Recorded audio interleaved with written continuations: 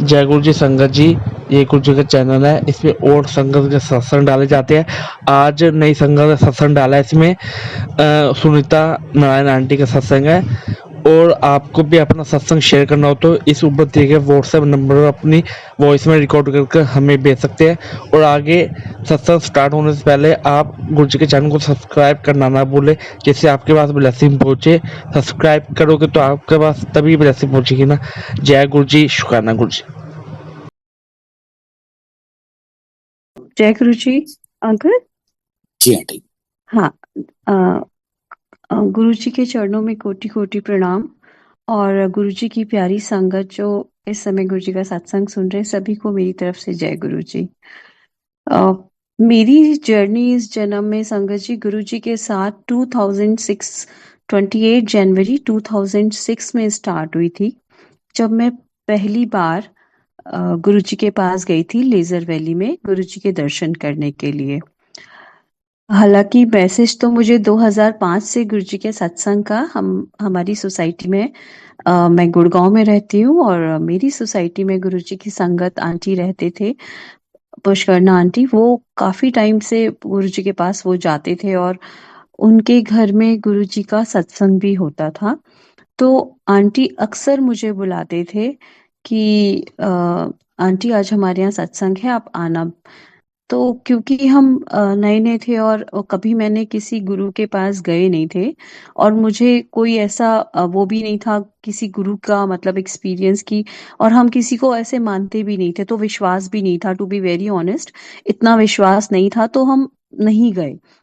उसके बाद भी काफ़ी बार गुरुजी का बुलावा आया, लेकिन समहाउ कोई ना कोई फिर ऐसा रीज़न बनता गया कि मैं जा ही नहीं पाई। फाइनली 28 जनवरी 2006 का दिन, जब सैटरडे का दिन था और गुरुजी गुड़गांव को ब्लेस करने लेज़र वैली में आए थे, तब पहली बार मैंने गुरुजी के दर्शन किए। मैं लेज़र वैली सत्संग में गई थी और वो भी एकदम सडन प्लान हुआ था। कहते हैं ना, गुरुजी की मर्जी के बगैर आप गुरुजी के पास नहीं पहुंच सकते। जब तक गुरुजी कहते थे आपका टाइम नहीं आए तब तक आप मेरे पास नहीं आ सकते।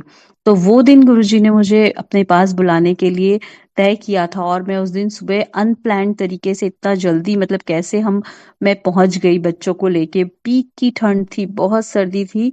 और जब हम लेजर वैली में पहुंचे, गुरुजी महाराज अपनी गद्दी पे सिंहा वहां बैठे हुए थे और जब मैंने जाके उनको मत्था टेका तो गुरुजी बहुत ध्यान से देख रहे थे। मत्था टेकने के बाद जब मैं आके बैठी तो हमें कॉफ़ी प्रसाद मिला, हमने कॉफ़ी प्रसाद पिया और मैंने उन आंटी से पूछा, मैंने कहा आंटी ये गुरुजी, क्योंकि नॉर्मली गुरुजी का मतलब हमारे लिए वो भगवा वस्त्र पहने हुए प्रवचन जो देते थे, हम उन्हें गुरु समझते थे। तो मैंने आंटी से पूछा, आंटी ये गुरुजी कुछ बोलते नहीं है? तो आंटी ने बोला, नहीं बेटा, ये वैसे वाले गुरुजी नहीं है प्रवचन वाले, ये गुरुजी देख के ही आपका आंखों से ही कल्याण कर देते हैं। तो उस दिन जब हम बैठे वहां जाके कॉफी प्रसाद पिया, फिर एक बार, फिर दूसरी बार, फिर तीसरी बार, ऐसे करके 3-4 बार गुरुजी ने हमें मतलब मत्था टेकने के लिए बुलाया। तो मैं तो समझ नहीं पाई क्योंकि पहली बार गई थी, मुझे समझ नहीं था।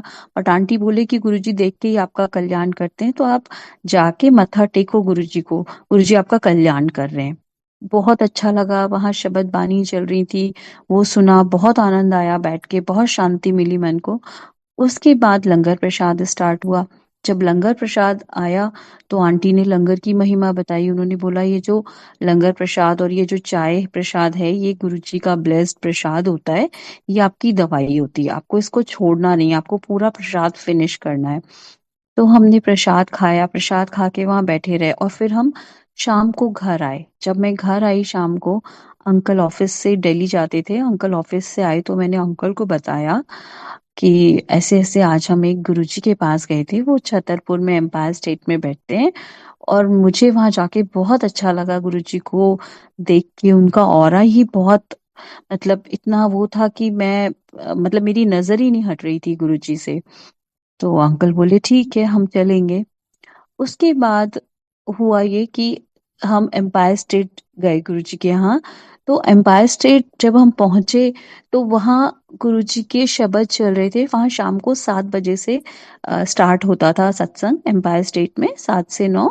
तो 7 बजे जब हम वहाँ पहुंचे तो शबद वगैरह चल रहे थे वहां पे। वानी और गुरुजी जो है वो बैठे हुए थे अपने टी शर्ट एंड ट्राउजर में ही बैठे हुए थे पहले गुरुजी। और चाय प्रसाद आया, हमें चाय प्रसाद मिला, हमने चाय प्रसाद पिया। चाय प्रसाद पी के वो शबद बानी, क्योंकि because I belong to a non Punjabi family, तो मुझे मेरे लिए वो समझना बहुत मुश्किल था जो वहाँ चल रहा था। तो मैंने ऐसे ही बोला अंकल कोई कि वहाँ पे सिंगला अंकल आंटी होते थे उस समय।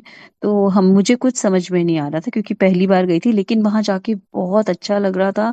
बहुत मेंटल पीस, आपको इतनी शांति लग रहा था, किसी और वर्ल्ड में आ गए हैं हम लोग। और मतलब बहुत अच्छा लगा वहां बैठ के। उसके बाद पता चला जब हमने सिंगला अंकल से पूछा कि अंकल ये यहाँ शबद बानी चल रही है, ये समझ में तो आती ही नहीं है। तो अंकल बोले कोई बात नहीं, गुरुजी कहते समझने के लिए किसने बोला है, तुम सिर्फ सुनो, सुन के ही तुम्हारा कल्याण हो जाएगा। उसके बाद लंगर प्रसाद हुआ। गुरुजी 8:30 बजे अपने रूम से आते थे, चोला मतलब पहन के। और वो चोले में गुरुजी इतना मतलब सुंदर गुरुजी का वो रूप लगता था कि मैं डिस्क्राइब नहीं कर सकती वर्ड्स में। और हम वेट करते थे ईगरली कि गुरुजी अब जाएंगे और रूम में से बाहर आएंगे। उसके बाद 9 बजे ओम नमः शिवाय के जो शब्द चलता था उसके उसके साथ लंगर प्रसाद स्टार्ट होता था।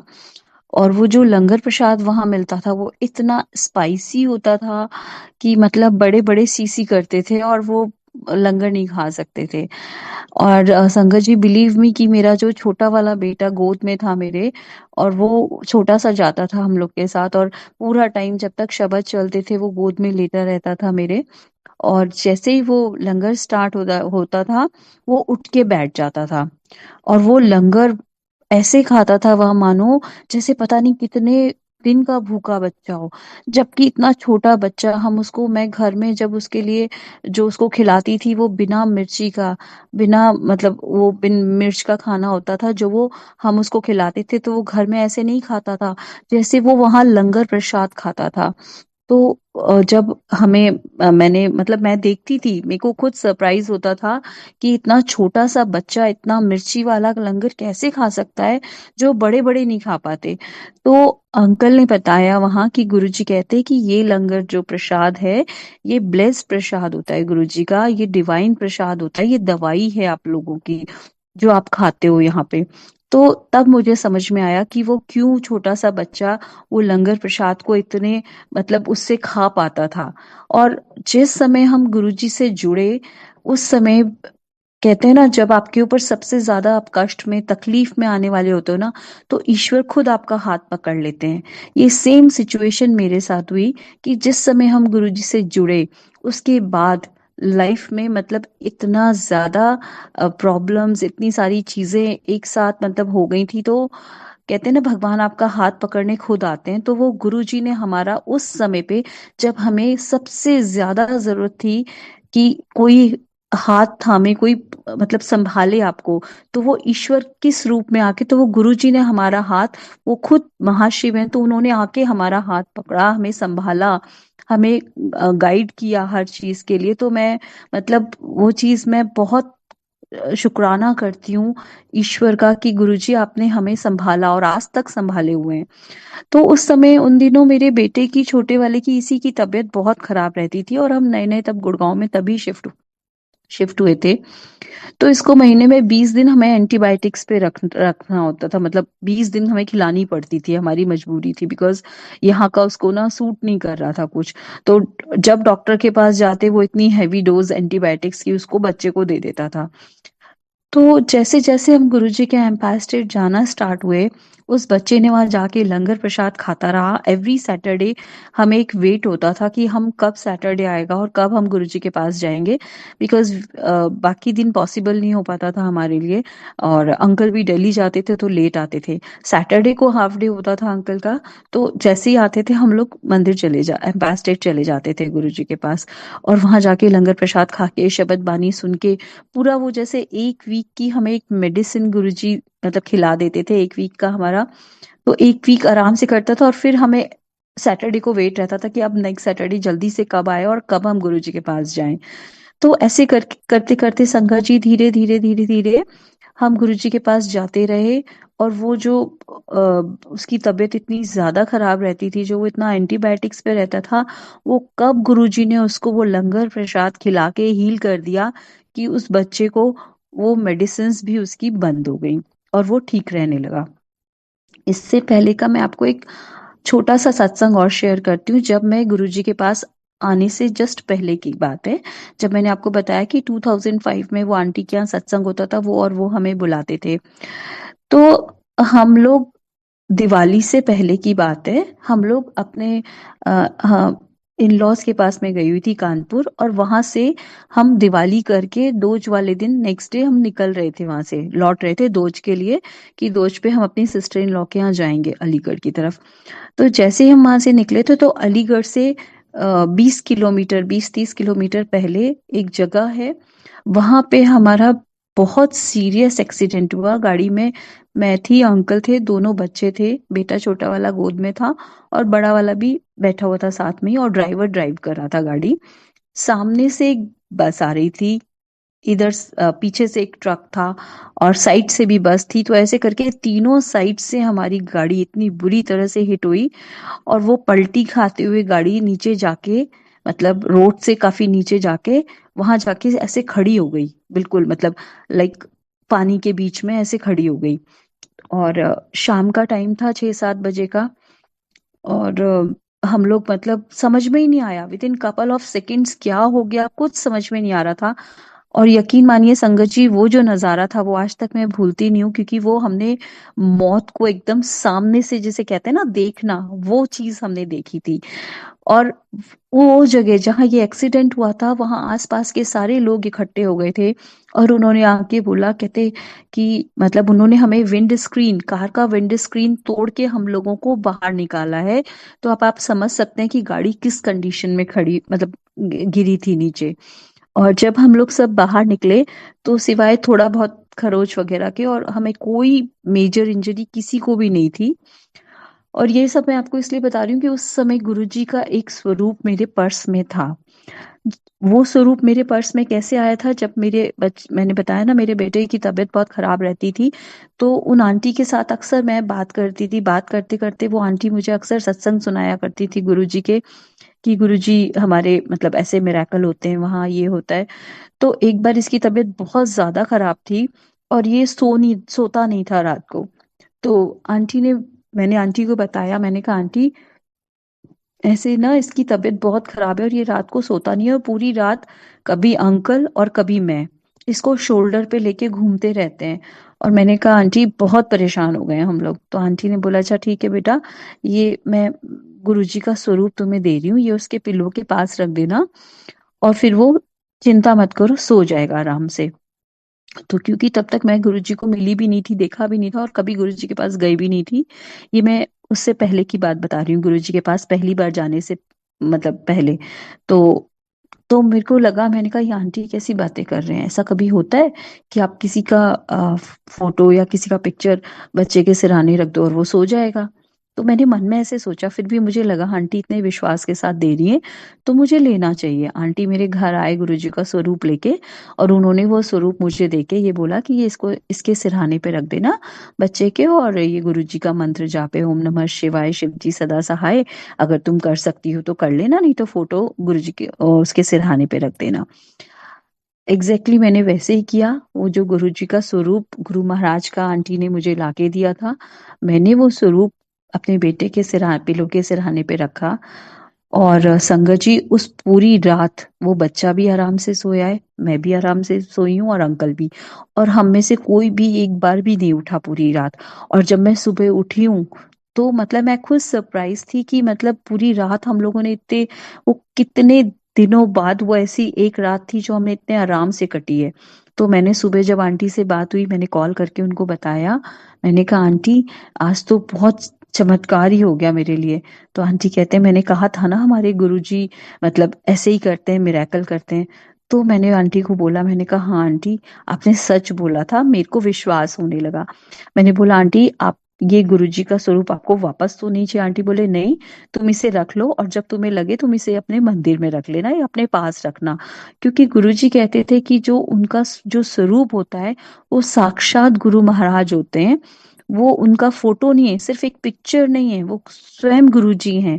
आप उनसे जो भी बात करेंगे, आप उन्हें जो भी बोलेंगे, जो भी अरदास करेंगे, गुरुजी आपकी हर बात हर चीज सुनते हैं। तो वही चीज मेरे साथ हुई। अब वो स्वरूप मेरे लिए इतना मतलब वो हो गया कि मैं हमेशा उसको अपने पास रखती थी। चाहे कहीं जाती भी थी तो भी पर्स में लेके जाती थी। तो यही चीज उस दिन मेरे साथ हुई कि जब हम वहां जा रहे थे दिवाली पे, तो वो स्वरूप मैंने गुरुजी का अपने पर्स में रखा हुआ था। और वो जो हमारा एक्सीडेंट हुआ, उस एक्सीडेंट के समय भी वो स्वरूप गुरुजी का मेरे पास मेरे पर्स में था। जब वहां के आसपास के लोग इकट्ठा हुए और उन्होंने हमें गाड़ी से बाहर निकाला, तो उन लोगों ने कहा कि आप लोग कहाँ से आए हो। हमने उन्हें सारा बताया। और उसके ठीक सामने जहां हमारा एक्सीडेंट हुआ था, उसके ठीक अपोजिट साइड में एक शिव शक्ति का मंदिर था। वो कहते हैं सारे लोग कि आज तक यहाँ हम इतने सालों से हैं, कोई दिन ऐसा नहीं गया कि यहाँ एक्सीडेंट, ये जगह ही बदनाम है एक्सीडेंट के लिए। और यहाँ जो भी एक्सीडेंट होते हैं आज तक कोई बचा नहीं है। आप पहले हो जो पूरे सारे लोग बचे हुए हो, सेव हो, मतलब किसी को कुछ नहीं हुआ है, कोई मेजर इंजरी नहीं आई है। तो मतलब वो लोग देख के सरप्राइज थे। उन्होंने बोला कि जरूर आपके ऊपर किसी दैवी शक्ति का हाथ है जिसने आपको बचाया है, अदरवाइज ये बहुत बदनाम जगह है, यहाँ कोई नहीं बचता आज तक। तो ये जो लाइफ दी हुई है हमें, मुझे, मेरी पूरी फैमिली को, ये महाराज की दी हुई है, ये न्यू लाइफ है। और एक बार नहीं, गुरुजी ने कई बार हमें बचाया है। उस मतलब वो टाइम ऐसा था संगत जी कि हमारे इतने एक्सीडेंट्स मैं आपको बता नहीं सकती। और ये मैं इसलिए कह रही हूँ कि एक बार गुरुजी के पास जुड़ने से पहले, काफी पहले की बात है ये, हम लोग जब गुड़गांव में नए नए शिफ्ट ही हुए थे। और एक बार किसी मतलब पर, क्योंकि बहुत एक्सीडेंट, जब आप ऐसे परेशानी में होते हो और उस समय कोई भी नहीं था, तो मैं मतलब बहुत डरती थी। मुझे लगता था कि कौन है, भगवान को प्रे करती थी कि कोई तो ऐसा हो, ऐसा गुरु दिलाओ कोई, तो हमें तो नहीं पता कौन सही है कौन गलत है। तो अपने मंदिर में बैठ के अपने भगवान से सिर्फ ये प्रार्थना करती थी कि आप बताओ, आप दिलाओ मुझे, जो गुरु जिनके पास मुझे भेजना है आप भेजो, मुझे तो नहीं पता। क्योंकि उस समय इतना ज्यादा वो आता था टीवी में कि ये गुरु फ्रॉड है, मतलब ये ऐसे पकड़े गए, तो हमें मतलब विश्वास नहीं होता था जल्दी से। तो वो जो गुरुजी के पास हम पहुंचे, उसके बाद मन में एक विश्वास आ गया, एक शांति आ गई कि नहीं, हम सही जगह हैं और गुरुजी ने हमें संभाल रखा है। और गुरुजी ने ही हमें इतने बार, इतने कष्ट, इतने मतलब मुश्किलों से निकाला है कि मैं मतलब क्या ही बताऊं। मैं जितना थैंक्स करूं, जितना शुक्राना करूं गुरुजी का, उतना कम है। और जब गुरुजी के पास गए तो मतलब मैंने जो कुछ अपनी लाइफ में, जो गुरुजी ने हमें हमारे बड़े बन के हर जगह उंगली पकड़ के चलना सिखाया है, मैं तो यही बोलूंगी लाइफ में सब कुछ गुरुजी ने ही सिखाया है। सही गलत, अच्छा बुरा, जो मतलब महाराज ने ऐसे, जैसे आपको आपके घर के बड़े होते हैं ना, ऐसे गुरुजी ने हमें संभाल के सब कुछ सिखाया है। तो जब मैं गुरुजी के पास गई तो एक बार का सत्संग बताती हूँ। वहां पे एक आंटी आए, तो गुरुजी उन आंटी को एम्पायर स्टेट में बोल रहे थे कि आंटी, चर्च वाले वर्ड चंगे नहीं होंदे, छੱਡ दे ਇਹਨਾਂ ਨੂੰ, चोरी चुगली चापलूसी चतुराई। तो गुरुजी कहते इन सब से दूर रहा करो, ये सब ठीक नहीं होता। और मतलब ये सब चीजें जो मैंने वहाँ, गुरुजी ने हमें एम्पायर स्टेट में मैंने सुनी है संगत को, जो गुरुजी बोलते थे कई बार, तो वो सारी चीजें मैं आपके साथ शेयर कर रही हूँ। उसके बाद गुरुजी ने लंगर का प्रसाद का जैसे बताया। गुरुजी ने फिर एक बार क्या हुआ, बैसाखी का फंक्शन था और एक आंटी थी वो आई नहीं थी। फंक्शन, बड़े फंक्शन जो थे उस समय भी बड़े मंदिर में ही होते थे, तो वो आंटी आई नहीं थी। तो नेक्स्ट डे जब वो एम्पायर स्टेट आई, तो गुरुजी उनको बोलते हैं आंटी कल तू बड़े फंक्शन पे नहीं आई सी। तो गुरुजी कह वो आंटी बोलती है नहीं गुरुजी, कल मैं नहीं आ पाई थी क्योंकि मुझे कुछ काम हो गया था। मतलब इतनी संगत के बीच में भी गुरुजी को पता था कि वो आंटी फंक्शन पे नहीं आई है। तो गुरुजी ने उनको बोला कि आंटी, बड़े फंक्शन पे बड़े मंदिर जरूर आया करो, बड़ी ब्लेसिंगा होंदी हैं। तो ये मैसेज मुझे मिला। मतलब हम जो गुरुजी कहते थे हम वो सुन के उस चीज को अपने, कि हम उसको फॉलो कर पाए, उस पे चल पाए। और इसके बाद मैं आपको बताती हूँ, मेरे फादर का प्रोस्टेट कैंसर हुआ था मेरे फादर को। तो मेरे पेरेंट्स भी गुरुजी के पास आते थे और उनको जब प्रोस्टेट कैंसर हुआ तो वो यहाँ दिल्ली में ही उनका जो ट्रीटमेंट था वो चला था और वो 3 महीने यहीं पे रहे थे। तो उस दौरान भी हम रेगुलर गुरुजी के पास उनको मत्था टिकाने ले जाते थे, लंगर प्रसाद खिलाते थे और वो महाराज ने उनको भी एक न्यू लाइफ ब्लेस की, उनको भी रिकवर मतलब ऐसे रिकवर कर दिया गुरुजी ने कि मतलब लगता ही नहीं कि कभी उनको कैंसर भी था। तो ये सारी गुरुजी की ब्लेसिंग्स हैं जो गुरुजी अपने तरीके से देते हैं। गुरुजी कहते भी थे कि जब हम गुरुजी के पास जाते हैं ना तो गुरुजी आपको पूरा आपके पिछले कई जन्मों का आपका मतलब वो स्कैन कर लेते हैं कि आपके पिछले क्या है, पास्ट आपका कर्मा क्या है, अकाउंट, तो सब कुछ गुरुजी के आगे आपकी फाइल को एक तरह से खुल जाती है। और गुरुजी कहते थे कि जो कर्म आपके मतलब आप इतने कई जन्मों से कैरी करके लाते हो वो नहीं कटते। गुरुजी इसीलिए आपको मंदिर बुलाते हैं, गुरुजी इसीलिए मंदिर बुला के आपको सेवा देते हैं, चाहे वो आप मंदिर चाहे सेवा मिले ना मिले आप मंदिर जाते हैं उससे भी आपके कर्म कटते हैं। एक सत्संग मैं आपको सुनाती हूँ इसके ऊपर ही मेरा अपना कि जब हम ये है 2007-8 की बात है आई थिंक। जब हम मंदिर में सेवा करते थे गुरुजी समाधि ले चुके थे, चोला छोड़ चुके थे, उसके बाद की बात है। तो किचन में एक दिन मैं सेवा कर रही थी सिंगला आंटी के साथ।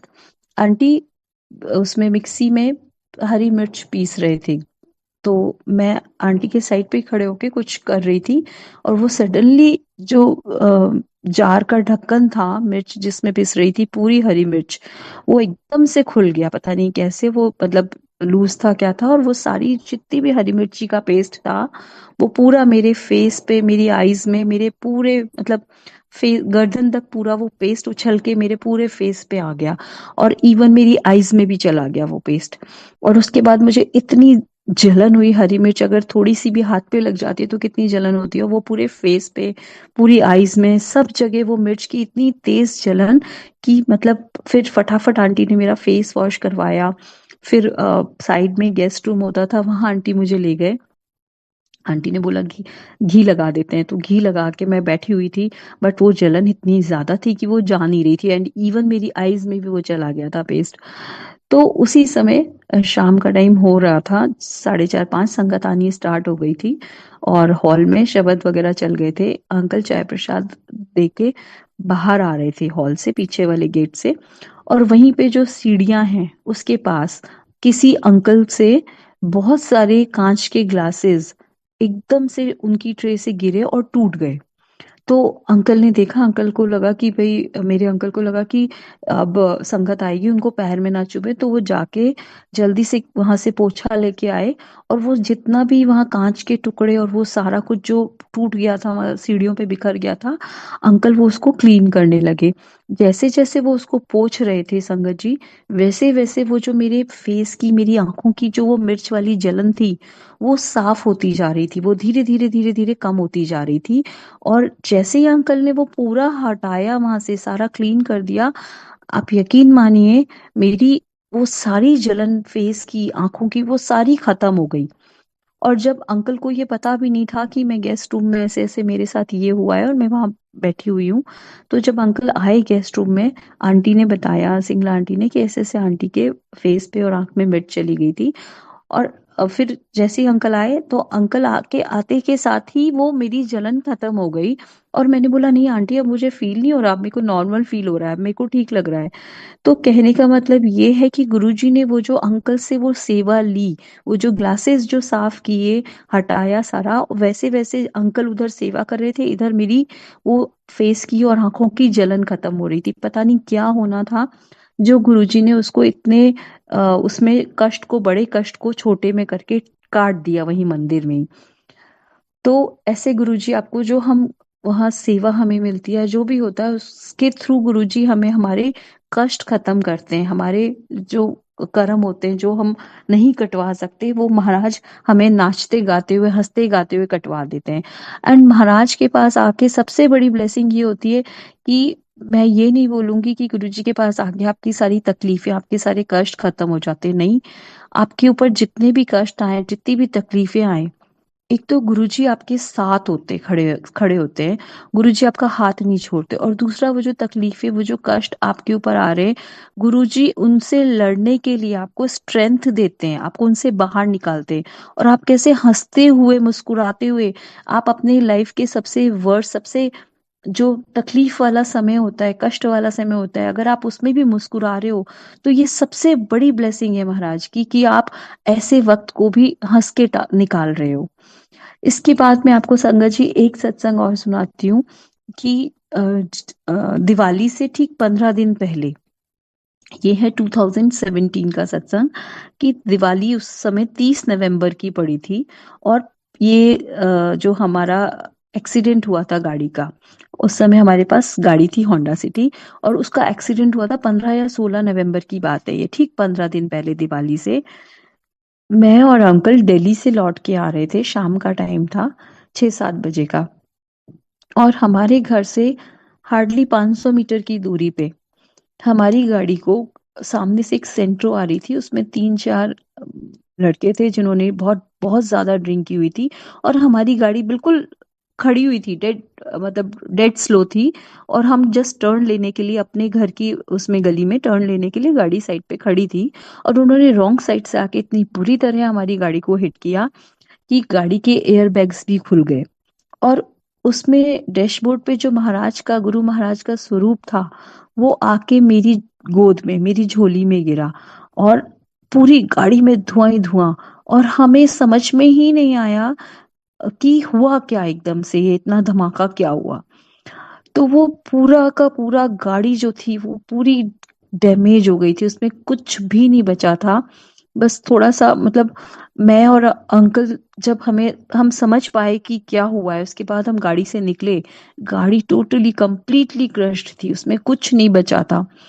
और जब इंश्योरेंस वाले ने देखा उस गाड़ी को, तो उसने हमें बोला कि इसमें तो कोई बचा ही नहीं होगा गाड़ी में, जो भी लोग होंगे। बट बाय गुरुजी's ग्रेस कि हम, मैं और अंकल दोनों बिल्कुल सेफ थे, हमें कोई चोट नहीं आई थी, कोई इंजरी नहीं हुई थी। बट हाँ, ये जरूर है कि वो जिस तरह से वो चीज हुई थी, मैंने बताया ना, इससे पहले भी हमारा एक्सीडेंट हुआ था। तो मैं बहुत ज्यादा, मतलब एक उसमें आ गई थी, मतलब डिप्रेशन में एक तरह से। तो मैं, मतलब सारा टाइम वो चीज मेरे दिमाग में चलती रहती थी। मैं जब भी गुरुजी के आगे, गुरुजी के मंदिर में बैठती थी, तो मेरी आंखों से आंसू निकलने लगते थे। और जब दिवाली वाला दिन आया, तो मुझे मंदिर से मैसेज आया, भैया ने सेवा दी, गौरव अंकल ने, कि आपको गुरुजी के किचन में आपकी सेवा है। तो मैं दोपहर में चली गई थी, दिवाली का दिन था, और मन में कोई खुशी नहीं थी दिवाली जैसी, और पता नहीं अजीब सा एक वो फेज ही ऐसा था कि मैं अपने आप को उससे निकल नहीं पा रही थी। जब गई थी तो उसी सिचुएशन में, उसी कंडीशन में गई थी गुरुजी के पास मंदिर, और वहां दिन भर सेवा की। शाम को एक आंटी आए मेरे पास किचन में, मुझे नहीं पता वो कौन सी आंटी थे, मैं उनको नहीं जानती थी। एंड मैंने उनसे, कोई हमारी ऐसी बात भी नहीं हुई थी, तो वो आंटी आके खुद ही बैठ गए मेरे पास, और मुझे बोले, आंटी आपको एक सत्संग सुनाना है, सुनाऊं मैं? मैंने बोला, हाँ जी आंटी, आप सुनाइए। तो उन आंटी ने मुझे क्या सत्संग सुनाया, कहती है, आंटी, एम्पायर स्टेट में गुरुजी के पास एक आंटी आए, उन्होंने, आंटी ने आके गुरुजी को बोला, गुरुजी, मेरी ना गाड़ी का बार बार एक्सीडेंट होता है, बहुत एक्सीडेंट होता है मेरी गाड़ी का। तो गुरुजी ने, तो कहते, गुरुजी बताओ मैं क्या करूं? तो कहते, गुरुजी ने बोला कि तेरी गाड़ी का एक्सीडेंट होता है ना, तुझे तो कुछ नहीं होता, तू तो सेफ रहती है ना, तुझे तो मैं बचा लेता हूँ ना, सारा कष्ट जो है तेरा, वो मैं तेरी गाड़ी पे डाल देता हूँ। तो गुरुजी ने कहा कि जो मेरे भगत हैं, उनका कष्ट मैं उनके धन पे डाल देता हूँ। अगर वो कष्ट मैंने गाड़ी पे डाल दिया, गाड़ी खत्म हो गई, कोई बात नहीं, वो दोबारा आ जाएगी, लेकिन अगर आपका शरीर ही नहीं बचेगा, तो आप उस सुख का क्या करोगे? कौन भोगेगा वो सुख? अगर आपके शरीर को ही कुछ हो गया, तो वो, मतलब जो उन आंटी ने मुझे वो सत्संग शेयर किया, वो जो मैसेज दिया मुझे गुरुजी के किचन में बैठ के, बिलीव मी संगत जी, उसके बाद मेरा सारा, मतलब जो आप कह लीजिए डिप्रेशन था, वो सारा, मेरे जो आंसू थे, जो मैं इतना परेशान हो रही थी सोच सोच के वो चीजें, वो सब कुछ खत्म हो गया। और जब मैं रात को घर आई हूँ 12-12:30 बजे, मतलब मुझे इतना लाइट फील हो रहा था, मुझे इतना अच्छा लग रहा था, मुझे लग रहा था मतलब लाइक मैं बेकार ही, मतलब हम गुरुजी बैठे हैं, वो हमें संभाल रहे हैं, वो हर चीज हमारी संभाल रहे हैं, और हम बेकार में ही परेशान होते रहते हैं इन छोटी छोटी चीजों को लेके कि। और सच में, अगर मतलब गुरुजी ने कहा शरीर है जान है तो जहान है, अगर शरीर है तो तुम धन और कमा लोगे और नई गाड़ियां ले लोगे, लेकिन अगर शरीर ही नहीं बचेगा तो हम क्या करेंगे। तो मतलब गुरुजी हमें हर जगह हर चीज के लिए गुरुजी ने संभालते हैं, और हमें ही कई बार चीजें समझ में नहीं आती, सामने होती हैं, बट वही वाली बात है ना, जब तक महाराज की कृपा नहीं होती हम उन चीजों को भी नहीं समझ सकते। इसके बाद एक सत्संग और सुनाती हूँ संगत जी की। एक बार अभी की बात है, कोविड स्टार्ट होने से जस्ट पहले की बात है। अ, मेरा बेटा कॉलेज में था, तो वो मणिपाल में पढ़ रहा था, और वहाँ उसके ना फाइनल एग्जाम्स होने वाले थे। तो फाइनल एग्जाम्स में वो सारा कुछ उनका जो था, मतलब स्टडी मटेरियल उसमें ही होता है, उनके लैपटॉप में। तो उसका लैपटॉप जो था, उसके नेक्स्ट डे जैसे पेपर है आज, तो उसमें लैपटॉप उसने चार्जिंग में लगाया। अगले दिन मॉर्निंग में उठ के मुझे मुझे फोन आता है सुबह सुबह कि मम्मा आज मेरा एग्जाम है फाइनल और मैं भी 9 बजे निकलूंगा। तो मैंने कहा ठीक है बेटा, आप अच्छे से जाना, अपना अच्छे से करना, ऐसे करके बस बात हुई और हमने रखा फोन। उसके 5 मिनट बाद ही तुरंत मुझे फिर से कॉल आ गया उसका। कहता है मम्मा मेरा तो लैपटॉप ही नहीं चल रहा, ऑन ही नहीं हो रहा। मैंने बोला क्यों, आपने चार्जिंग में नहीं लगाया होगा शायद, देखो आप उसको चार्ज करो, ठीक हो जाएगा ऑन। कहता है नहीं मम्मा, रात चार्जिंग में तो रात को लगाया था मैंने, सुबह तक हो जाता है, बट अभी तो चार्ज ही नहीं हो रहा। अब वो भी परेशान हो गया और मैं भी, मतलब मुझे भी सुन के थोड़ा सा वो हो रहा था। मैंने कहा भाई फाइनल एग्जाम्स है, और वो क्योंकि जहाँ पे वो उसका कॉलेज था वो इतना आउटस्कर्ट्स एरिया था कि वहां से उसको जाना आना और कहाँ ठीक करवाएगा क्या, कुछ समझ में नहीं आ रहा था। तो मैंने अपने मंदिर में गुरुजी के सामने ही थी, मैं बस पूजा करने ही जा रही थी। तो मैंने गुरुजी को अरदास की, मैंने कहा गुरुजी मेरे पास तो आपके अलावा आप कोई भी नहीं है जिसको मैं प्रे करूं और जो उसकी मदद कर सके। मैंने कहा महाराज आपने ही आज तक संभाला है, आप ही देखो जो हो सकता है। और मैंने बस गुरुजी को इतनी सी अरदास लगाई, और उसके थोड़ी देर बाद ही उसका फोन आता है बच्चे का कि मम्मा मेरा लैपटॉप स्टार्ट हो गया है, और वो जाके पेपर अपना दे आया। तो गुरुजी आपको ये दिखाते भी हैं कि वो जो मतलब गुरुजी आपकी लाइफ में आपके लिए जो करते हैं, गुरुजी आपको बता भी देते हैं, मतलब वो बाय गुरुजी चॉइस होती है, वो अपने आप से, वो ऐसे ही नहीं, कोइंसिडेंस नहीं होता। तो उसके बाद जब वो 15 दिन बाद, 2 हफ्ते बाद जब एग्जाम्स के बाद घर आया, तो वही उसका लैपटॉप जिससे उसने पूरे एग्जाम्स अपने दे दिए, क्लियर किया। और उसी पेपर में वो जिसमें उसका लैपटॉप खराब हुआ था, मतलब उसको इतना वो लग रहा था डर, उसी पेपर में उस बच्चे ने, उसके हाईएस्ट मार्क्स आए थे, उसने टॉप किया था। और जब वो वापस घर आया और आके मतलब जैसे ही घर पे, मतलब नेक्स्ट डे ही उसका वो लैपटॉप वापस से बंद हो गया, और वो जाके हमें ठीक करवा के ही आना पड़ा। मतलब तो ये गुरुजी की ब्लेसिंग है कि गुरुजी आपको, आप छोटी सी आपके मन की बात मैं कह रही हूँ ना, जो अगर कभी जो चीज हमारे लिए अच्छी है वो गुरुजी आपको बिना मांगे भी दे देंगे। कई बार ऐसा होता है मन में कोई थॉट आता है कि गुरुजी ये चीज, तो गुरुजी आपको वो बोलने भी नहीं देते, आपको बोलने से पहले ही महाराज आपके ऊपर इतनी कृपा करते हैं कि वो आपको वो चीज दे देते हैं, आपको मांगने की भी जरूरत नहीं पड़ती। और गुरुजी कहते भी थे कि मुझे मुझसे मांगो नहीं मनो, मतलब मुझे मानो, तो हर चीज जो तुम्हारे लिए बेस्ट है वो मैं अपने आप गुरुजी दे देते हैं, मतलब मैं खुद दे दूंगा, क्योंकि हमें नहीं पता हमारे लिए क्या सही है क्या गलत है क्या अच्छा है। हमें मांगते वक्त भी नहीं पता होता, हमें तो ये भी नहीं पता कि दीवार के उस पार क्या है। तो गुरुजी तो हमारा आगे तक का अगला पिछला सब कुछ जानते हैं, सब उनके कंट्रोल में है, पूरा ब्रह्मांड उनके कंट्रोल में है। तो मतलब गुरु महाराज के पास जाके लाइफ आपकी ट्रांसफॉर्म होती है। और मैं ये बोलूंगी कि मेरी जो लाइफ जर्नी की, जो गुरुजी की इसके साथ इस जन्म में स्टार्ट हुई, आज तक महाराज की इतनी कृपा है, गुरुजी ने इतना प्यार दिया है हमेशा। अपने गुरुजी कहते भी थे कि ये जो गुरु परिवार है यही तुम्हारी फैमिली है, यही सब तुम्हारे वो है। और अभी एक चीज जो मैंने गुरुजी के पास सुनती थी हमेशा जाके गुरुजी कहते थे कि सबको आने की जरूरत नहीं है, परिवार में से कोई एक जना भी आता है तो पूरी फैमिली पूरे फ्रेंड सर्किल, आपके अड़ोसी पड़ोसी सब ब्लेस हो जाते हैं, आपके सारे रिश्तेदार। गुरुजी कहते थे परिवार का एक जना आता है, उसको ब्लेसिंग मिल जाती है, पूरा घर ब्लेस हो जाता है, सब लोग ब्लेस हो जाते हैं। तो ये बात मेरे को अभी मतलब मेरे मन में भी ये जानने की एक उत्सुकता रहती थी कि गुरुजी फैमिली का एक ही जना क्यों, एक बंदा, एक परिवार का एक सदस्य क्यों आप कहते हो।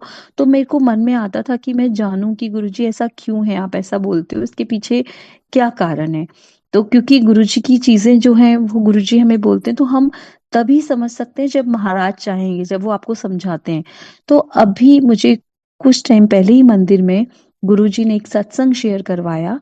उसमें उन आंटी ने बताया कि गुरुजी के पास एक आंटी गई थी और उन्होंने बोला गुरुजी आप सबको कहते हो कि फैमिली से एक ही जना आए तो वो भी ब्लेस हो जाता है, तो उससे सारी फैमिली पूरा पूरे आपके फ्रेंड सर्किल सब ब्लेस हो जाते हैं, ऐसा क्यों, एक ही जना क्यों परिवार का। तो गुरुजी ने उसको आंसर किया कि पांडव और कौरव, पांडव 5 थे, कौरव 100 थे। कृष्ण भगवान जो थे उन्होंने गीता का ज्ञान उपदेश किसको दिया, अर्जुन को। क्यों, क्योंकि वो एक, तो गुरुजी कहते हैं हर घर का एक अर्जुन होता है, हर घर में एक बंदा ऐसा होता है जिसका कनेक्शन बहुत स्ट्रांग होता है, जो गुरुजी के साथ बहुत ज्यादा जुड़ा होता है, डायरेक्ट कनेक्शन होता है जिसका। तो ये मैसेज जब मुझे मिला, मेरी जो क्वेरी थी, मेरे मन में जो चल रहा था, तो मुझे समझ में आया। मैंने कहा देखो महाराज, कितनी सारी चीजें होती हैं जो महाराज हमें कहते हैं और हम लोग मतलब समझ नहीं पाते कि क्यों, हमारे मन में हमेशा वो एक सवाल रहता है क्यों। ऐसे ही संगत जी, गुरु जी ने 31 मई 2007 को जब समाधि ली थी, चोला छोड़ा था, उससे ठीक 16 दिन पहले 13 मई को आई थिंक गुरुजी बड़े मंदिर आए थे। और तब क्या होता था, हम मंडेज को बड़े मंदिर जाते थे। तो अंकल ऑफिस से जैसे शाम को थोड़ा जल्दी आ जाते थे तो हम मंदिर चले जाते थे। उस दिन अंकल दिन में 2 बजे या 2:30 बजे आ गए दिल्ली से। और मुझे लगा, मैंने कहा आज आप इतनी जल्दी कैसे आ गए, आप तो शाम को आते हो, हम तो शाम को मंदिर जाते हैं, बड़े मंदिर। तो अंकल ने बोला पता नहीं आज क्यों ऐसे लगा कि अभी जाना है मंदिर, शाम को नहीं अभी चलना है। तो कहते मैं हाफ डे में निकल आया। तो हम ठीक है, हम लोग चले गए बड़े मंदिर। समझ में नहीं आया रीजन कि आज ऐसे क्यों हो रहा है, लेकिन हर चीज के पीछे महाराज की ही मतलब बिना उनकी मर्जी के कुछ भी चीज नहीं होती। तो जब हम वहां पहुंचे बड़े मंदिर उस दिन, और हाँ 3 साढ़े 3 का टाइम था, संगत मंदिर के अंदर थी बड़े मंदिर में। और हमने जैसे ही जाके गणेश जी की मूर्ति के पास पहले मत्था टेका, उसके बाद पीछे जो शिव जी हैं, जो शिव जी हैं वहां पे जाके हमने मत्था टेका। अभी टेक ही रहे थे कि इतने में वो आते माली अंकल, उन्होंने बोला कि चलो चलो मंदिर खाली करो। मतलब संगत को बाहर निकाल रहे थे कि चलो गुरुजी आएंगे, सब लोगों को भेज रहे थे। तो हमें समझ में नहीं आया, हमने कहा हम तो अभी अभी आए हैं, मतलब अंदर एंटर हुए हैं। तो ठीक है, अब आदेश था तो हम भी बाहर निकलने लगे। तो काफी सारी संगत बाहर निकल गई थी। और माली अंकल ने वो दरवाजा जो था, डोर था, अनीस ने वो बंद कर दिया था, मेन गेट जो है मंदिर का। और साइड में जो छोटा वाला डोर है वो खुला हुआ था। और वहां से गुरुजी अंदर एंटर हो रहे थे। और जिस समय गुरुजी अंदर एंटर हो रहे थे, हम 20-25 लोग ही रह गए थे संगत के। और हम लोग गणेश जी की मूर्ति के पास वहां ऐसे लाइन से ऐसे खड़े हुए थे। तो मैं भी थी, अंकल भी थे, बच्चे भी थे, और बाकी संगत भी थी उस दिन जो थे 20-25 लोग। बाकी सब चले गए थे। तो गुरुजी आए तो हम लोगों ने सबने गुरुजी को मत्था टेका। फिर गुरुजी हॉल के साइड में जो एक लॉन है, वहां पे गुरुजी कुर्सी डाल के वहां बैठे। और हम जितने लोग जो हम रह गए थे, बच गए थे संगत थोड़ी सी, हम लोग सारे गुरुजी के चारों तरफ चेयर डाल के बैठ मतलब गुरुजी के चारों तरफ बैठे थे, बीच में गुरुजी चेयर डाल के बैठे हुए थे। और हम लोग बैठे रहे गुरुजी के पास। उस दिन संगत जी 4 बजे से लेके रात को 8:30-9 बजे तक, हम उतनी सी संगत, वो जो लोग थे उस दिन वहां, और गुरुजी महाराज पूरा टाइम हम लोगों के साथ बैठे रहे। और गुरुजी ने हमें कितनी बार बुला बुला के प्रसाद दिया सबको। और मतलब सब संगत से बात की। और मतलब काफी बहुत अच्छा लग रहा था। और हम लॉन में बैठे रहे रात को, और हमें समझ में ही नहीं आ रहा था कि क्या हो रहा है, बस अच्छा लग रहा था, हम बैठे हुए थे। महाराज ने प्रसाद दिया, फिर हमने हॉल में भी मत्था टेका, और रात को हम वापस 9 बजे घर आए हैं अपने। उसके बाद 15-16 दिन बाद जब हमें बाद में पता चला कि अब मतलब गुरुजी जो है उन्होंने चोला छोड़ दिया, तो हमें मतलब हम समझ ही नहीं पा रहे थे। लेकिन वो जो महाराज का के पास जो हम बैठे और गुरुजी ने जो इतनी ब्लेसिंग्स दी, हमें अपने पास बिठा के हमारा कल्याण किया, वो मतलब इतना अलग सा फील था। मैं शेयर ही नहीं कर सकती, बता ही नहीं सकती। मेरे लिए वो शब्दों में वो बताना बड़ा मुश्किल है वो चीज, कि महाराज का जो सानिध्य उस दिन हमारे मतलब हमें मिला, वो बहुत मेरे लिए वो है। उसके बाद मैं एक सत्संग आपको होली का बताती हूँ। जब हम गुरुजी के पास एम्पायर स्टेट जाते थे तो होली पड़ी थी। होली में हम लोग यहाँ बड़े मंदिर गए थे। तो उस समय बड़ा मंदिर खुला था होली पे, लेकिन हम लोग जाके मतलब वहां सेवा, होली नहीं खेलते थे ऐसे, वहां सिर्फ फूलों से वो सब को होली थोड़ी बहुत खेली थी, पूरा डेकोरेशन और वो सब किया था। तो हम हॉल में थे उस दिन। जो शिव मूर्ति है उसमें से केसर की केसर निकला था, मतलब केसर की वर्षा हुई थी। वो हमने जितनी संगत थी सब ने देखा था है, और हमने वो नैपकिन पे लिया भी था उसको, मतलब पोंछा था नैपकिन से। तो उस दिन होली पे इतना अच्छा लग रहा था। फिर शाम को उस दिन एम्पायर स्टेट में, क्योंकि थर्सडे का दिन था और एम्पायर स्टेट में सत्संग क्योंकि शाम को 7 से 9 होता था, तो होली वाले दिन में तो हम लोग सारे बड़े मंदिर थे। फिर शाम को क्योंकि हम सैटरडे को ही जाते थे और किसी दिन नहीं जा पाते थे, तो हमने सिंगला अंकल को बोला कि सिंगला अंकल आप गुरुजी से पूछ लीजिए कि हम लोग आज, थर्सडे का दिन है तो क्या आज हम लोग आ सकते हैं एम्पायर स्टेट। तो सिंगला अंकल ने कहा ठीक है आ सकते हो, गुरुजी कहते आ जाओ। उससे पहले हम लोग, हमारी सोसाइटी में हम 4-5 आंटीज थे संगत की, तो हम लोगों ने सबने मिलके गुरुजी के लिए एक भजन तैयार किया था। एक दिन शिव भोले भंडारी बनकर ब्रज की नारी गोकुल में आ गए। तो सबको ये था कि ये हम भजन गुरुजी को एम्पायर स्टेट में सुनाएंगे गा के, गुरुजी के पास जाके। तो हम शाम को एम्पायर स्टेट पहुंचे गुरुजी के पास, महाराज को मत्था टेका। मत्था टेक के फिर हम लोग बैठ गए, चाय प्रसाद पिया, लंगर लिया। उसके बाद रात को 10 बजे, 10:30 बजे, जब संगत काफी चली गई, थोड़ी सी संगत रह गई थी, उसके बाद हमने सिंगला अंकल को बोला, अंकल हमको ना, हमने गुरुजी को एक भजन सुनाना है, हमने उनके लिए एक भजन तैयार किया है। लेकिन वो भजन जो था वो 2 ही लाइन आती थी, उससे आगे नहीं आती थी। मतलब उतना से ही हमने हमें आता था। तो सिंगला अंकल ने बोला कि चलो आ जाओ नीचे आंटियों, गुरुजी को अपना वो भजन सुना दो। तो हम जाके ऐसे लाइन से खड़े हो गए गुरुजी के सामने और भजन गाने लगे। वो भजन गाने लगे तो गुरुजी बड़े मतलब मुस्कुरा रहे थे, बड़े खुश हो रहे थे और हंस रहे थे गुरुजी। मतलब हम लोग कोई बहुत ऐसे प्रोफेशनल तो नहीं, लेकिन जैसा हमसे तैयार हुआ भजन हमने गुरुजी को गा के सुनाया। उसके बाद गुरुजी ने, क्योंकि गुरुजी तो सब जान ही जाने, उनको आपका पहले से ही पता होता है, तो गुरुजी को ये भी पता था कि इनको 2 लाइन से आगे आता नहीं है। तो जैसे ही हमने वो 2 लाइन गाई, उसके बाद गुरुजी ने बोला जाओ कल्याण किया। तो एक आंटी के मन में आया, गुरुजी ने किसको बोला है जाओ कल्याण किया, मतलब हम तो पांचों हैं। तो गुरुजी ने देन अगेन रिपीट किया, जाओ सारी आंटियां ऐश करो, सबका कल्याण किया।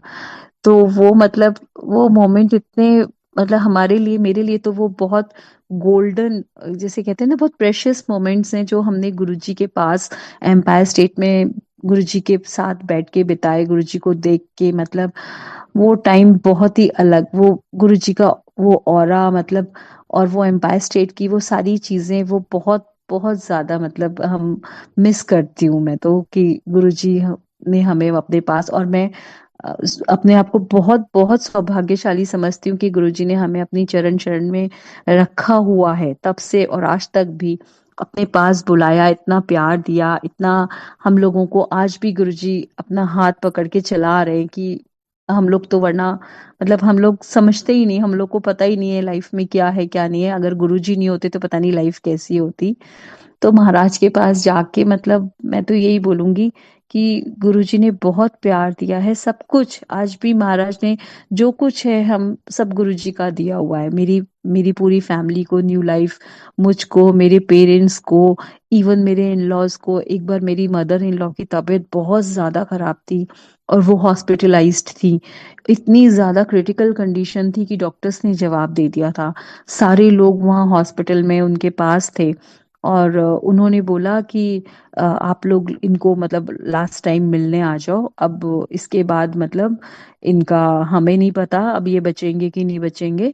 तो उस समय हम लोग बड़े मंदिर में गुरुजी के पास थे, और जब मैं और अंकल मत्था टेकने गए, क्योंकि गुरुजी कहते थे कि या तो आप मंदिर के चक्कर लगा लो या कहीं और के दुनिया के चक्कर काट लो। तो हम लोग तो गुरुजी के पास ही जाते थे, हम गुरुजी के पास गए, हमने वहां जाके मत्था टेका, प्रसाद खाया। और आप मानिए संगत जी, गुरुजी कहते हैं ना, फैमिली का एक बंदा भी आता है तो पूरी फैमिली को ब्लेसिंग्स मिलती हैं। हम लोग जाके मत्था टेक के लंगर प्रसाद गुरुजी का खा के, और जब वापस आए, जैसे ही हम मंदिर से बाहर आए हैं और आके घर आके हमने फोन पे उनको कॉल करके उनसे पूछा है, नेक्स्ट डे मॉर्निंग में मेरी मदर इन लॉ जो इतनी क्रिटिकल कंडीशन थी, उनको हॉस्पिटलाइज किया हुआ था, उनको गुरुजी ने मतलब फिर से एक लाइफ दे दी न्यू। और वो वहां से डिस्चार्ज होके नेक्स्ट डे मॉर्निंग में ही ठीक होके घर आ गई, और उसके बाद वो मतलब बिल्कुल ठीक रही काफी टाइम। तो ये महाराज की कृपा है। गुरु जी के अपने वेज हैं ब्लेसिंग्स देने के, उनके अपने तरीके हैं कल्याण करने के। बस हमें तो गुरु जी की जो महाराज कहते हैं हमें बस वो फॉलो करना है और कुछ नहीं करना। संगत जी, सत्संग तो बहुत सारे हैं, बट अभी मैं अपनी वाणी को यही विराम देना चाहूंगी। इसी के साथ में थैंक यू सो मच गुरुजी, शुक्राना। गुरुजी कहते थे सत्संग सुनने वाले का भी कल्याण होता है, करने वाले का भी कल्याण होता है। तो शुक्राना महाराज कि आज आपने मुझे मौका दिया कि मैंने अपना सत्संग शेयर किया। थैंक यू बड़े मंदिर को, गौरव अंकल को, जूम प्लेटफॉर्म को, जिसके थ्रू ये सत्संग से इतने इतने सारे मैसेजेस गुरुजी के सबको डेली मिलते हैं। थैंक यू सो मच, शुक्राना गुरुजी, अनंतम शुक्राना महाराज। जय गुरु।